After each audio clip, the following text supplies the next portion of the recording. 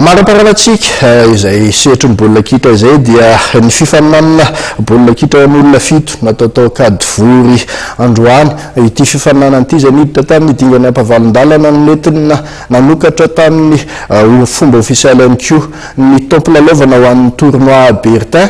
Fisatarana ihany moa ity natao teny akady vory ity fa mbola ho maro ireo fifaninanana sy hetsika ara-panatanjahantena sy ara-tsosialy ho toanan'ny lohan'i Madagasikara Bertin Randriamiango amin'ity tompo-lalaovana 17 ity raha fampanatenana nataony tamin'ireo tanora teny Atsimondrano.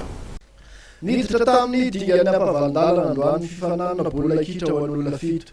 Karakarain'ny fikambanana KNFB na ny komity mikarakara fifaninanana baolina kitra ao Akadivory.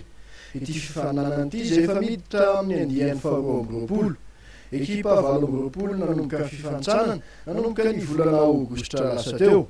Noho ny fahitan'ny groupe Bertin izay tarihin'ny lohan'i Madagasikara Bertin Randriamiango, ny fahamatorany fikarakarana moa dia nanoana ity hetsika ity izy ireo.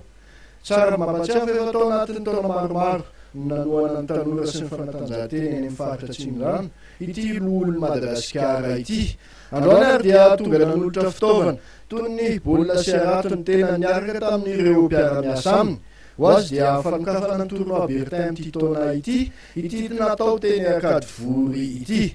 Mazava pisady zany zao fa efa misokatra foana ny tournoi Bertin mandavataona io, tsy mitsahatry io ety Akadivory zany zao nanomboana ny 2017 sady indray Akadivory zany commune Nampanefy izay sorana manokana ny mpanday anjara ireo mpakafy ary ireo mpitatana an'ireny club regny koa dia indrindra koa nareo aina aman-jery.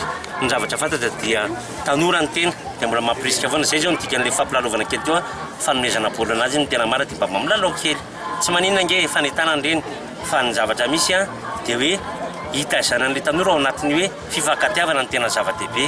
Dia izay no mahatonga anay mbola mandrisika ny tanora sy mpanday anjara rehetra hoe mba hifantoka amin'ny ataoko hoe fanatanjahantena satria fanatanjahantena koa dia manampy eo amin'ny lafin'ny fiainana andavanandro.